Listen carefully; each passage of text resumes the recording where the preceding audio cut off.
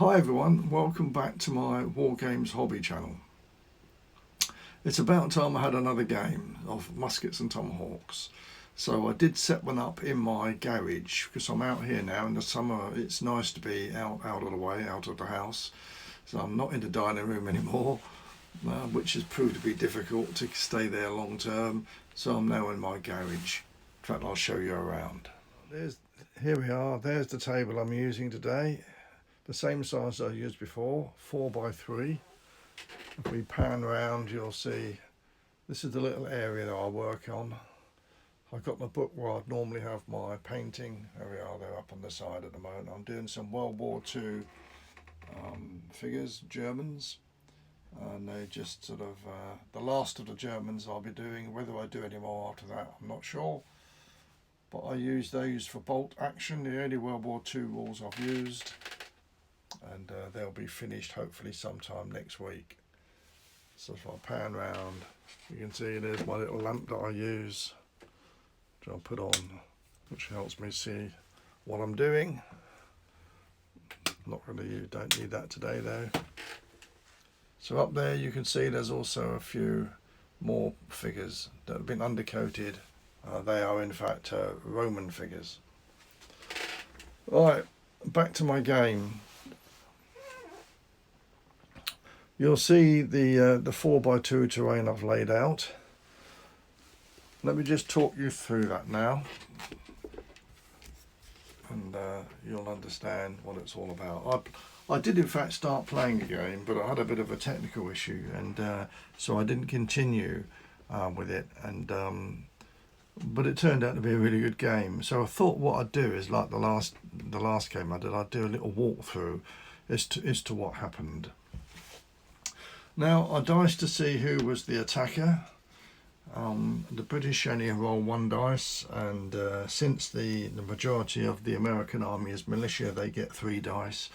So it'd be very rare the British would actually be the attacker in that game, and that's exactly what happened. The Americans were the attacker. So they dice first. This game is played in the Savage Wilds, and they rolled a reconnaissance. So they had 2 entry points, which are, as you can see, they're here, and another one back here. So they're the entry points for the American army. Then they have to place 5 objective markers. Now there's one in the middle of the table, which is here, and then the other 4 are placed equal distance between the 2 edges. There we are. I've only got 4 object markers, so this is an object marker as well. So they're the 5 markers that have to be placed in a reconnaissance scenario. And the idea in that game is you must scout out an area before the main body of the army arrives. After placing deployment points, place 5 objective markers on the table in open terrain. The first one is placed in the centre of the table, then divide the table into squares 24 by 24 and place the other markers at the centre of each of those squares, which I've done. Whenever a clock card of either colour is drawn, remove all the objective markers in contact with at least one of your figures from the table. Your units can enter the table on their first movement action, measuring their move from any of your deployment points as if it was an entry point. A deployment point is neutralised if an enemy unit ends a move in contact with it, removing it from the table. And the victory conditions for the Americans is you win as soon as there are none of your objective markers on the table. That's going to be a hard task for the Americans to do. Anyway, the British then rolled to see what they had, and they just had a straight battle. So they have 3 deployment points on the table, and I put one here, there we are, one over there, and the other one in the woods back there. You can see it. So that's the deployment points for the British. And the units are deployed normally around those deployment points, and are usually deployed within 6 inches of the deployment points. The victory conditions is you win as soon as you eliminated at least half the enemy figures. Figures eliminated in hand-to-hand count double, and each officer eliminated counts as 5 figures. So that's the scenarios. Now the troops that I chose for this game, I wanted to try something quite different. Incidentally, you'll see also there's woods at the back. Then we got quite a bit of rocky ground, which are these three here. They're also quite high, so they were block line of sight. This is more rocky ground, but it's low rocky ground. And then we got a swamp area here, or marsh. So that's sort of challenging anyway. And also, the other thing I wanted to do was to play a game where one side was very small but very good, and the other side is bigger and not so good, because a lot of rules that I've played, skirmish rules, militia, I find, are just simply too strong for the points you pay for them. So I wanted to see what would happen if we had a very small regular army, which are the British here. They've only got the regular type troops, so they've got two regular line infantry units coming on here with a mounted officer, and then in the woods they've got some light infantry with another officer as well. So the British have got 28 figures in all on the table. The Americans have got a lot more than that. They've got 4 units of militia, which are these here, 4 units of 6 militia, and then they've got 2 other units coming in on over there near that wood. 1 of 6 and 1 of 8. Now they're armed, they're actually irregular troops, they're skirmishers, they're rifle units, so they're actually quite expensive. Cheap. Each of these militia units are only 24 points each, so I've got 4 of those. And then the 2 units of rifles at the back there are 70 and 94 points, so they're quite expensive because they're armed with the long rifle, and they're skirmishers and they're sharpshooters and they're scouts and they're veteran as well. So they're actually very, very strong units and quite expensive compared to their militia. This is really a game early on in the war when the British used to face, they would normally face off against militia, but they weren't normally that much bother, but the rifles were a bit of a problem for them. And if you read the history of the Battle of Lexington or Concord, for example, the militia really were swept away quite easily, but they were picked off by riflemen from long range, and that caused them a big problem. Now, the mistake I made here was I decided to have the minimum size unit for a militia, American militia unit, is 6, and I decided I would have 24 militia and I would keep them as 4 separate units.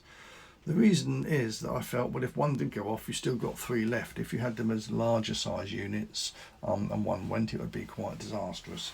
So I elected to keep them small units of 6, which in fact turned out to be a mistake, which you will see later. So where we are now, the British are where they were set up, okay, that's exactly where they were set up. The Americans weren't on the table at all, and this is where the American militia came on the very first move, because they could only move on near to this point here. So they've just come onto the table, and the other rifles, in fact, didn't come on straight away. They're not really there. Imagine they're just off the table at the moment because it took them a little while to come on. Their card just didn't come up. So the militia came on first, and this is the position they're in at the very first move of the game. So a couple of moves on now, on the American side, you can see the militia have moved up and they're now spread out nicely, forming a nice big line, 4 units facing the British, who've also moved up slightly to get a bit closer to the militia. These guys, believe it or not, are still not there. They haven't come on yet. The cards just weren't coming up. But the other British regulars, of course, have moved up as well, because they moved when these guys moved, because they were all regulars. So that's where we were, and everything looked sort of fine. It was going quite well. But the next problem that happened for the Americans was that this unit was within 16 inches of these 2 units. So they decided they would open fire. These ones were slightly too far away. They couldn't do volley fire, so they just fired normally. The problem with the militia was this, that first of all, this unit took a casualty, and so did that one. So they only lost one figure each. Just take those off. But then of course they both had to do a morale test. This unit routed straight away because it had a very, very bad morale test. So that was not a good start for the American side. And this unit had to fall back. The officer was okay, incidentally, so they fell back. They were also shaken. Over here, they managed to survive the long range fire from these infantry. So it was a bit of a disaster, because the problem that I soon realised was that with only having 6 men per unit, they've only got to take 1 casualty, and then after that they don't get any bonuses when they do a morale test, because you only get a +1 if your unit is at least 6 figures, which of course they're not. If it's 10 figures, of course, you'd get +2. And to be honest, militia, who are conscripts, really do need to not roll low if you don't have any bonuses. So unfortunately, I soon started to realise that having them as units of 6 was probably not a good idea. So what happened was these guys fired back, and in fact they did cause a casualty on the British, 1 casualty, but their morale was fine. And then they reloaded, they all reloaded, but the British moved forward again.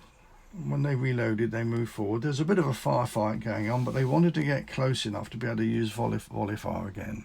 Incidentally, over this end, the rifles did open fire on these British, but the range, although they're within range of a long rifle, they get so many minuses for being over 24 inches. It was very ineffective. The British light infantry came out of the woods because they wanted to get into this position here, and in fact within a couple of moves they were in there. So they were in rocky ground in a very, very strong position. It was going to take some shifting from there. The British had reloaded and moved up over here, so they were ready to fire volley fire again. And of course when they did, they caused a casualty on this unit, they caused another casualty on this unit. So not masses of casualties, and in fact it wouldn't matter even if they didn't take a casualty. You have to, when you're facing volley fire, when you're shot at by volley fire, you have to take a reaction test. This unit promptly went off the table, followed by this unit. It was a bit of a disaster. The morale rolls I was doing were not good, and since there were only 6 men, funnily enough, this unit managed to stand there. It managed to not run away, and they started shooting again at this unit over here, and in fact they caused, over the next couple of turns, 3 casualties. So they were doing quite well, and they weren't taking any casualties themselves. It was amazing how they could survive. They were taking fire from now 3 units, and they did manage to stand there for a couple of moves, but eventually they did have to take a test from this unit when it fired volley fire again, and that one went as well. So that was it. It was effectively game over. More than half the American army had been destroyed. These guys coming out the woods here did move up once more at one point to try and sort of become more effective. And these guys came through the woods as well. So just move those roughly like that. I'm only rushing this, but you get the idea. But of course, by the time they'd done that, all the militia had gone. And the British, although they'd taken a few casualties here, 4 casualties, otherwise they weren't bothered at all. And it was effectively game over, because there's no way that the Americans were ever going to get to any other objectives. They did actually manage to get this objective, but that was the only one. So it was effectively game over, because they'd lost more than half their army, and that was it. So the moral of the story is, if you're going to have militia, have them bigger than 6 per unit.